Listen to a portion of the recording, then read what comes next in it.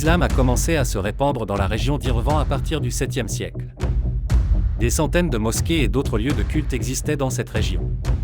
On trouve des informations sur les monuments religieux de cette région dans les ouvrages des voyageurs qui ont visité Irevan.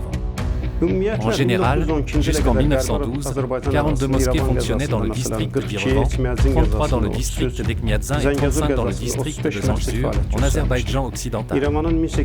Après l'occupation d'Irevan par la Russie tsariste en 1827, une politique systématique de destruction du patrimoine azerbaïdjanais et musulman a été mise en œuvre.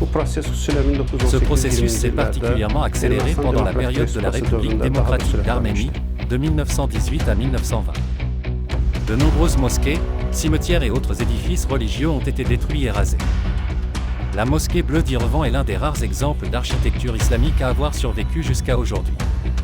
Cependant, cette mosquée a également subi de graves dommages au fil des ans et a été utilisée comme musée dans les années 1990. La mosquée a été détournée de sa fonction initiale et n'a pas pu répondre aux besoins religieux de la communauté musulmane. Le vandalisme contre le patrimoine azerbaïdjanais en Arménie ne s'est pas limité aux monuments architecturaux, puisque des pierres tombales et des manuscrits précieux ont également été détruits. Ces destructions ont non seulement éradiqué les traces du passé, mais elles ont également entravé les efforts déployés en faveur de la paix et de l'harmonie à l'avenir. La préservation du patrimoine historique et culturel est le devoir de toute l'humanité, et non d'une seule nation. C'est pourquoi la communauté internationale doit prendre des mesures plus actives et plus décisives dans ce domaine.